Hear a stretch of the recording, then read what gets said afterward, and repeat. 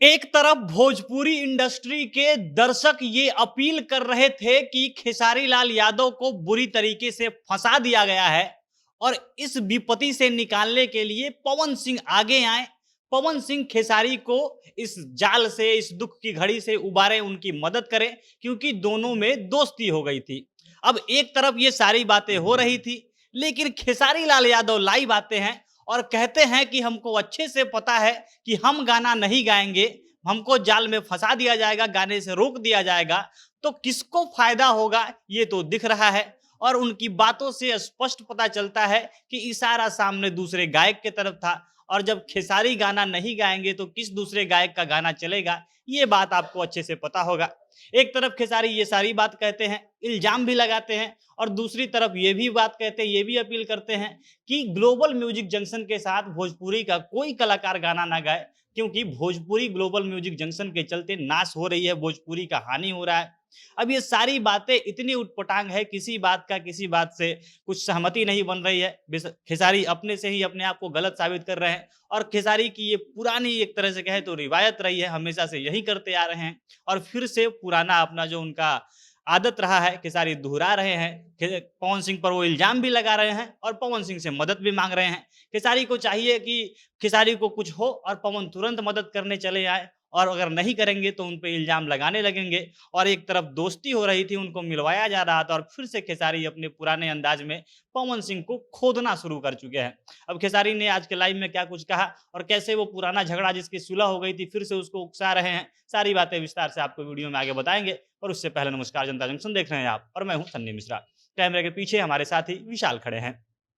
Court का फैसला आता है, दिल्ली हाई कोर्ट फैसला देती है।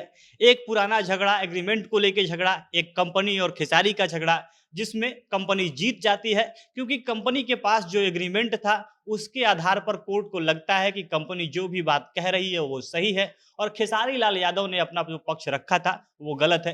कोर्ट फैसला सुनाती है, खेसारी लाल यादव को गलत साबित किया जाता है, उनको हार का सामना करना पड़ता है, और नतीजा निकलता है कि खेसारी अब 2025 तक, सितंबर 2025 तक किसी दूसरी कंपनी के साथ गाना नहीं गाएंगे। अब इसके बाद खेसारी तो अभी चुप थे, दूसरी तरफ से दर्शक ही कहने लगते हैं कि खेसारी भोजपुरी के एक बड़े कलाकार हैं, काफी अच्छे कलाकार हैं, हमेशा ट्रेंड करते रहते हैं, इनके चलते भोजपुरी का नाम होता है। और ये बात बिल्कुल सही भी है। खेसारी भोजपुरी का प्रमोशन करने, अगर एक तरह से कहे तो भोजपुरी का ब्रांडिंग करने में एक बड़े नाम है, हमेशा ट्रेंड करते रहते हैं, जिसके चलते ट्रेंडिंग स्टार कहा जाता है। या यूट्यूब का मेन ट्रेंडिंग सेक्शन हो, म्यूजिक चार्ट हो, वो ग्लोबल का चार्ट हो या इंडियन म्यूजिक चार्ट हो, हर जगह खेसारी का दबदबा कायम रहता है, और इसके चलते भारत की हो या विश्व की दूसरी इंडस्ट्रियों को भी खेसारी टक्कर देते हैं, एक तरह से भोजपुरी की उपस्थिति दर्ज करवाते हैं।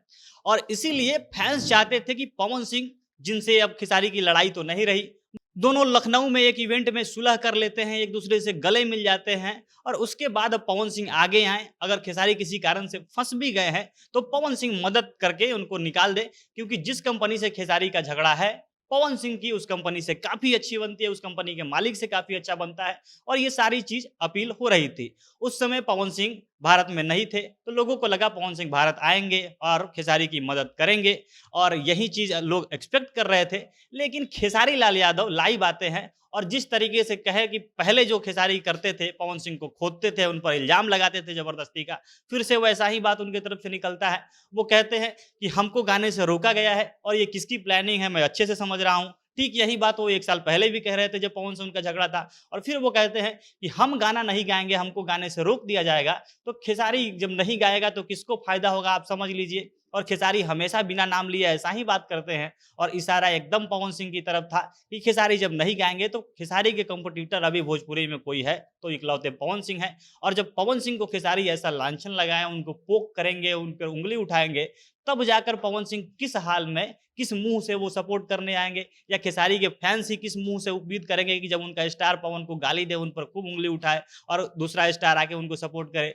खेसारी ये मांग भी करते हैं कि भोजपुरी का कोई भी गायक ग्लोबल म्यूजिक जंक्शन के साथ ना गाए। ये भी अपने आप में कितनी गलत बात है कि एक तरफ आपका झगड़ा हो गया, दूसरी किसी स्टार का आप कभी सपोर्ट करते नहीं है, लेकिन जब आपका झगड़ा हो गया तो दूसरा स्टार भी आपको साथ देने आए। खेसारी की यही आदत हमेशा से उनको डुबाती आई है, और इस बार भी खेसारी एकदम अकेले पड़ गए हैं, और जो गलती वो लगातार कर रहे हैं, इसके बाद भी भोजपुरी का कोई भी कलाकार उनका साथ देने नहीं आएगा, क्योंकि खेसारी का साथ देना खुद को ही दिक्कत में फंसाने जैसा है।